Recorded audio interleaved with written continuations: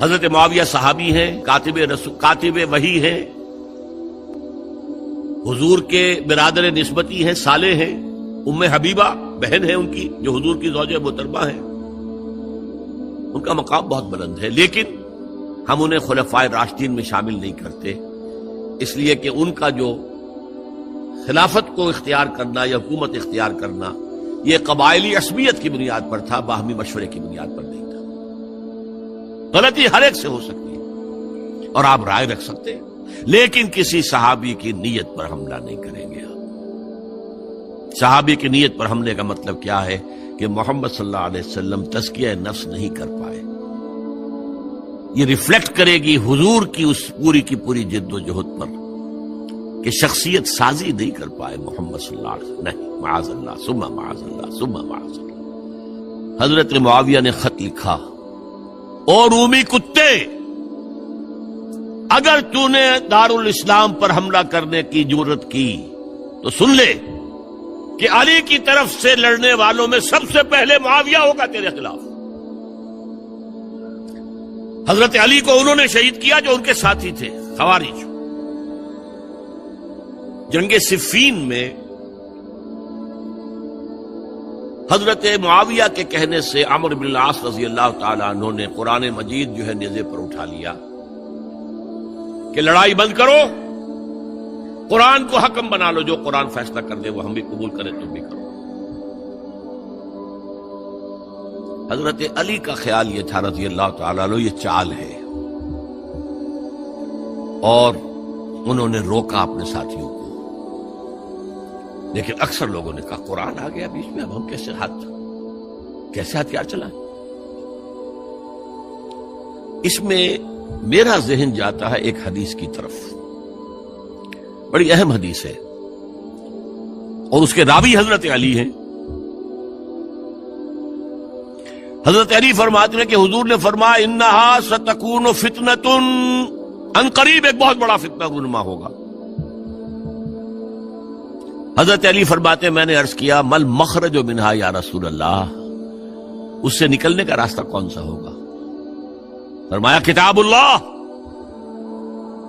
فیہ خبر ما قبلکم و نبأ ما بعدکم و حکم ما بینکم، اس قرآن میں تم سے پہلے لوگوں کی خبریں موجود ہیں، بعد آنے والوں کے حالات موجود ہیں، اور تمہارے درمیان جو اختلافات بھی پیدا ہوں گے ان کا حل موجود ہے۔ تو کیسے نہ مانتے ہیں مسلمان؟ قرآن کو حکم بنایا جا رہا۔ بہرحال اس کے نتیجے میں جو بھی ہوا ہے یہ اب تاریخ کا معاملہ ہے، میں اس کی تفصیل میں نہیں جانا چاہتا، مسئلہ حل نہیں ہو سکا، لیکن حضرت علی کی خلافت جو ہے ان کے ہاتھ پر بیعت ہو گئی تھی، وہ چلی، لیکن 4.5 برس سوائے خانہ جنگی کے اور کچھ نہیں ہوا۔ وہ جو قافلہ آگے چل رہا تھا سیل رواں، وہ 1 انچ بھی آگے نہیں بڑھا۔ البتہ قیصر روم نے جب دیکھا یہ تو آپس میں لڑ رہے ہیں، اب موقع ہے میں حملہ کروں، چونکہ وہاں قریب ترین تو حضرت امیر معاویہ بیٹھے ہوئے تھے نا، شام میں، شام سے ملحق تھا نا آگے قیصر۔ حضرت معاویہ نے خط لکھا، اور رومی کتے، اگر تو نے دارالاسلام پر حملہ کرنے کی جرت کی تو سن لے کہ علی کی طرف سے لڑنے والوں میں سب سے پہلے معاویہ ہوگا تیرے خلاف۔ لہذا اس نے جرت نہیں کی۔ بہرحال حضرت علی کو شہید کرنے والے تھے ایکسٹریمسٹ جو خود ان کے اپنے ساتھیوں میں سے تھے۔ انہوں نے کہا وہ حکم کیوں مانا؟ ان الحکم الا للہ، اللہ کے سوا کسی کا حکم نہیں، قرآن حکم نہیں ہے، کیوں مانا تم نے؟ اور اگر مانا تھا تو اب حکم کے بعد کیوں نہیں مانتے؟ چھوڑ دو خلافت۔ بہرحال یہ کہلاتے ہیں خوارج، جنہوں نے بغاوت کی ہے حضرت علی کے ساتھیوں سے۔ ان میں سے 3 نے بیٹھ کے طے کیا، یہ 3 جو در حقیقت بڑے شخص ہیں، یہ اس وقت امت جو ہے ان کی وجہ سے اس مشکل میں پڑی، ان تینوں کو قتل کر دو۔ فلاں دن صبح فجر کی نماز کے وقت ایک شخص وہاں جائے گا، ایک شخص وہاں جائے گا، ایک شخص وہاں جائے گا، اور فجر کی نماز میں قتل کر دو۔ ابن ملجم آیا، حضرت علی پر وار کیا، وارکاری ثابت ہوا۔ باقی دو حضرت معاویہ اور حضرت عمرو بن العاص، ان میں سے ایک تو اس روز فجر میں آئے نہیں کسی وجہ سے، اور دوسرے پر جو وار پڑا وہ اوچھا وار تھا، وہ کھاری وار نہیں تھا۔ حضرت علی شہید۔ اس کے بعد حضرت حسن کی خلافت ہوئی 6 مہینے، لیکن اب جب جنگ کا معاملہ ہوا تو حضرت حسن نے دستبرداری اختیار کر لی، حضرت معاویہ کو تسلیم کر لیا خلیفہ۔ حضرت معاویہ صحابی ہیں، کاتب وحی ہیں، حضور کے برادر نسبتی ہیں، صالح ہیں، ام حبیبہ بہن ہے ان کی جو حضور کی زوجہ محترمہ ہے، ان کا مقام بہت بلند ہے، لیکن ہم انہیں خلفائے راشدین میں شامل نہیں کرتے، اس لیے کہ ان کا جو خلافت کو اختیار کرنا یا حکومت اختیار کرنا یہ قبائلی عصبیت کی بنیاد پر تھا، باہمی مشورے کی بنیاد پر نہیں تھا۔ لیکن 20 سال تک ان کا دور حکومت ہے اور کوئی خون ریزی نہیں، کوئی غارت گری نہیں، کوئی اختلاف نہیں، کوئی بغاوت نہیں، کوئی جھگڑا نہیں۔ مدبر اس درجے کے تھے۔ اب آئیے آخری سٹیج آئی، حضرت معاویہ کو مشورہ دیا گیا۔ مغیرہ ابن شعبہ ایک بزرگ صحابی تھے کہ دیکھیے جناب امیر، مسلمانوں میں اختلاف ہوا، 4.5 سال 5 سال خانہ جنگی رہی، اب اگر پھر معاملہ آپ کے انتقال کے بعد ایسے ہی چھوٹ گیا تو اختلافات ہوں گے، جھگڑے ہوں گے، مختلف دعوے دار سامنے آئیں گے، جنگیں ہوں گی، پھر دوبارہ جو ہے فساد ہو جائے گا۔ آپ کسی کو نامزد کر دیجیے، اور پھر مشورہ دیا اپنے بیٹے یزید کو نامزد کر دیجیے۔ حضرت معاویہ ریلیکٹنٹ رہے، لیکن اس کے بعد انہوں نے مان لیا اور فیصلہ کر لیا۔ یہاں میں چاہتا ہوں کہ بات سمجھ لیں اچھی طرح، اس معاملے میں اگر آپ حضرت معاویہ کی نیت پر شک کریں گے تو مجھے آپ کے ایمان پر شک ہو جائے گا۔ نیت پر نہیں، غلطی ہو سکتی ہے، صحابی ہیں، نیت غلط نہیں تھی، نیت کیا تھی؟ اور میں سمجھتا ہوں 100% درست تھی کہ اب اتنا پانی گزر چکا ہے پل کے نیچے سے وقت کے دریا میں کہ بارے صحابہ سب رخصت ہو چکے، اب اکثریت 9 مسلموں کی ہے، عصبیتیں بھی ہیں، قبائلی عصبیتیں ختم تو نہیں ہوئی، لہذا جب تک کوئی قبائلی عصبیت پیچھے نہیں ہوگی حکومت کے، حکومت نہیں چل سکے گی۔ یہ ابن خلدون کا لفظ ہے، عصبیت، کوئی چیز جو جوڑے آپ کو۔ تو دینی عصبیت اب کمزور پڑ گئی ہے، اس لیے کہ حضور نے جن کو تربیت دی تھی وہ اب گئے، اکثر و بیشتر گئے۔ اب اگر ایسے ہی چھوڑ دیا گیا اور کوئی قبائلی عصبیت پشت پر نہ آئی تو پھر خانہ جنگی ہوگی، 5 سال تک ہوئی۔ اس بنا پر انہوں نے اسے صحیح سمجھا۔ آپ اختلاف کر سکتے ہیں، صحابہ کی رائے سے اختلاف ہو سکتا ہے، لیکن آپ ان کی نیت پر شک نہیں کر سکتے۔ بہرحال واقعہ کیا ہے تاریخی اعتبار سے کہ یہ 10ویں سال میں نامزد کر دیا یزید کو اپنے بعد خلیفہ کے لیے، ولی عہد۔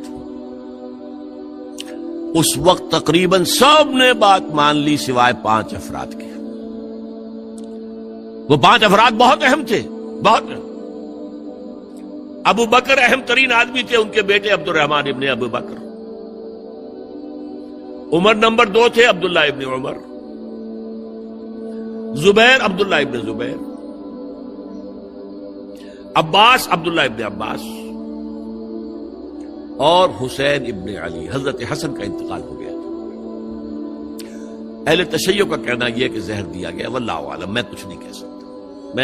میں کوئی تاریخ کا محقق اس معنی میں نہیں، میں موٹی موٹی باتیں جانتا ہوں۔ بہرحال انتقال ہو گیا تھا، 5 آدمیوں نے نہیں مانا، لیکن دیکھیے یہ تھی تدبر کی بات حضرت امیر معاویہ کی کوئی دباؤ نہیں ڈالا، کوئی جبر نہیں کیا، کوئی کسی کو نقصان نہیں پہنچایا کہ نہیں مان رہے تو یہ کر دیں، نہیں۔ دیکھیں گے جب وقت آئے گا۔ جب وقت آیا حضرت معاویہ کے انتقال کے بعد،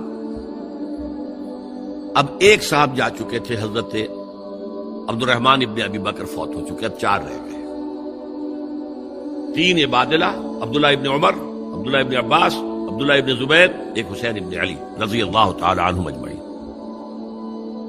جب بیعت ہو گئی یزید کی تو اب ان کے درمیان اختلاف ہوا۔ یہ بات اچھی طرح سمجھ لیجئے، تاریخی حقائق، موٹے حقائق کو چھوڑ کر باریکیوں میں جب پڑھتے ہیں تو معاملہ غلط ہو جاتا ہے۔ موٹے حقائق کو سمجھیے، 2 ایک طرف ہو گئے، 2 ایک طرف ہو گئے۔ عبداللہ ابن عباس کی رائے ہوئی کہ اگرچہ یہ غلط کام ہوا ہے، یہ قیصر و کسریٰ کی سنت پر عمل ہو رہا ہے، لیکن یہ ایسی بڑی بات نہیں ہے کہ خون ریزی شروع کر دی جائے اور امن و امان ختم ہو جائے۔ یہی بات عبداللہ ابن عمر کی ہو گئی، یہ 2 تو یکجا ہو گئے۔ مصلحت کہہ لیں جو بھی سمجھے، لیکن نیت پر حملہ نہیں کر سکیں گے آپ۔ دیانتاً انہوں نے یہ سمجھا کہ اب جب کہ ہو گیا معاملہ تو ٹھیک ہے۔ حرام مطلق تو کہیں نہیں لکھا ہوا قرآن کے اندر کہ بیٹا نہیں ہو سکتا، کہیں نہیں لکھا ہوا۔ بہرحال ان 2 کی رائے یہ ہوئی کہ اگرچہ کام غلط ہے لیکن اتنا غلط نہیں ہے کہ اس کو چیلنج کیا جائے اور اس سے جو ہے خانہ جنگی شروع ہو جائے اور فساد شروع ہو جائے۔ 2 کی رائے یہ ہوئی کہ نہیں، we have to challenge it come what میں۔ عبداللہ ابن زبیر، حسین ابن علی رضی اللہ تعالی عنہما یا عنہم، تو یہ 2 علیحدہ۔ ان 2 میں اب اختلاف ہوا۔ عبداللہ ابن زبیر کی رائے یہ تھی کہ یہی مقیم رہو مکے میں، حجاز میں، مکے اور مدینے میں، یہاں سے ریزسٹنس موومنٹ ہم شروع کریں گے، کیونکہ یزید کی خلافت تو دمشق میں تھی، بہت دور۔ حضرت حسین کو خطوط آ رہے تھے کوفے سے، کوفہ حضرت علی کا صدر مقام رہا تھا، اور جن سبائیوں نے فتنہ پیدا کیا تھا حضرت عثمان کے خلاف وہ بھی وہیں آباد تھے۔ انہوں نے خطوط کا تاطا باندھ دیا، آپ آئیے ہم آپ سے بیعت کریں گے اور کھڑے ہوں گے اور مقابلہ کریں گے اور اس یزید کی حکومت ختم کریں گے۔ ڈاک کے تھیلے بھرے ہوئے حضرت حسین نے فیصلہ کیا کوفے جانے کا، بہت روکا۔ عبداللہ ابن عباس بہت ان سے بزرگ تھے عمر میں، اور ویسے بھی ایک اعتبار سے نانا تھے، ایک اعتبار سے پردادا تھے حضرت عبداللہ ابن عباس۔ حضور کے چچا زاد بھائی تھے تو نانا ہو گئے کہ نہیں؟ حضور نانا تھے کہ نہیں؟ اور حضور کے چچا تھے حضرت عباس، ان کے بیٹے ہیں۔ تو اس اعتبار سے حضرت علی رضی اللہ تعالیٰ عنہ کے کیا ہو گئے؟ چچا۔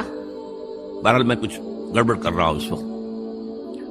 وہ دوڑتے جا رہے تھے کہ حسین خدا کے لیے مت جاؤ، خدا کے لیے مت جاؤ، یہ کوفی تمہارا ساتھ نہیں دیں گے، الکوفی لا یوفی، کوفی وفا نہیں کرتا وعدہ، اور خدا کے لیے اگر جانا ہے اپنے گھر والوں کو یہاں چھوڑ دو۔ بس حضرت حسین پر رضی اللہ تعالی عنہ جو ایک کیفیت تھی، انہوں نے سب باتوں کو نظر انداز کیا۔ وہاں ہزاروں لوگوں نے مسلم بن عقیل جو حضرت حسین کے نمائندے کی حیثیت سے پہلے گئے تھے، ان کے ہاتھوں پر بیعت کیا، وہ خطوط آ رہے تو اور بھی بات پختہ ہو گئی۔ ابھی راستے ہی میں تھے کہ پتہ چلا کہ ابن سیاد گورنر بن کر آیا ہے، اور اس نے جو وہاں پر تشدد کیا ہے اور ڈنڈا برسایا ہے، سب بیعت توڑ کے گھروں میں چھپ گئے، اور مسلم بن عقیل جو ہیں وہ بے یار و مددگار شہید بھی کر دیے گئے۔ حضرت حسین نے ارادہ کیا کہ واپس ہو جائے مدینے کی طرف۔ اب مسلم بن عقیل کے بیٹے جو ہیں، وہ عرب کی ایک غیرت ہے، ایک آنر جسے آج کل کہتے ہیں، ہم اپنے باپ کا بدلہ لیے بغیر نہیں جائیں گے۔ اور حضرت حسین کی شرافت اور مروت، یہ لوگ میرے ساتھ آئے تھے نا، میرا ساتھ دے رہے تھے، اب میں ان کا ساتھ کیسے چھوڑوں؟ بہرحال وہ حادثہ فاجعہ ہو کر رہا، اور اس میں سب سے بڑا سبب جو بنا ہے وہ میں چاہتا ہوں جس کی طرف کسی کی نگاہ نہیں گئی۔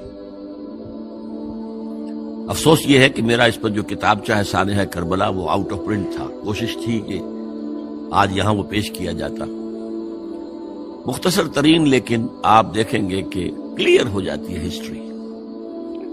دو کتابچے ہیں، شہید مظلوم، میرے نزدیک مظلوم ترین شہید حضرت عثمان رضی اللہ تعالی عنہ، اور سانحہ کربلا، بہت بڑا سانحہ، اس میں کوئی شک نہیں۔ حضرت حسین کے صبر اور مثابرت اور استقلال اور شجاعت یہ مثالی ہیں تاریخ کے اندر۔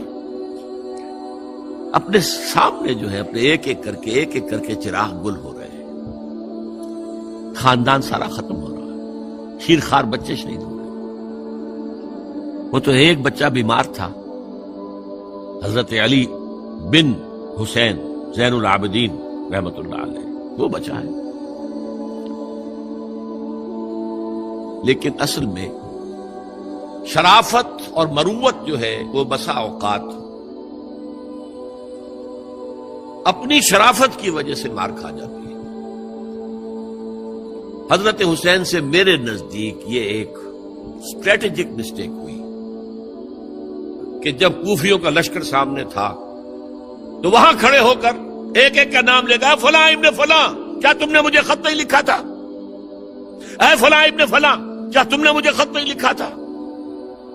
سب کے راز فاش کر رہے ہیں، اور دیکھو یہ میرے پاس یہ تھیلے بھرے ہوئے تمہارے خطوں کے موجود ہیں، تم نے مجھے بلایا اور میں آیا۔ یہ بات تھی جس کی بنا پر اب ان کے لیے کوئی چارہ نہیں تھا کہ انہیں شہید کر دیں، ورنہ تو یہ ہمارا بھانڈا پھوڑ دیں گے جا کر یزید کے پاس، تو ہماری کھالیں کھنچ جائیں گی۔ یہی وجہ ہے کہ حضرت حسین نے 3 آفرز کی، مجھے واپس مدینے جانے دو، نہیں، مجھے یزید کے پاس جانے دو، نہیں، مجھے کہیں اسلامی سرحد پر بھیج دو، میں وہاں پر کافروں سے جنگ کرتے ہوئے زندگی ختم کر لوں گا، نہیں، ہیئر اینڈ ناؤ بیٹھ کرو۔ یہ حضرت حسین کی شرافت، غیرت، حمیت، مروت اس کے خلاف تھا، لہذا انہیں شہید کیا گیا، اور پھر خیموں کو آگ لگائی گئی۔ یہ نوٹ کیجئے کیوں لگائی گئی۔ اگر تو یہ غصے اور انتقام میں اور وینجینس میں ہوتا تو حضرت علی بن حسین زین العابدین کو بھی شہید کرنا چاہیے تھا، نہیں کیا۔ اگر یہ اس طرح کا معاملہ ہوتا تو خواتین کی بے حرمتی ہوتی، نہیں ہوئی۔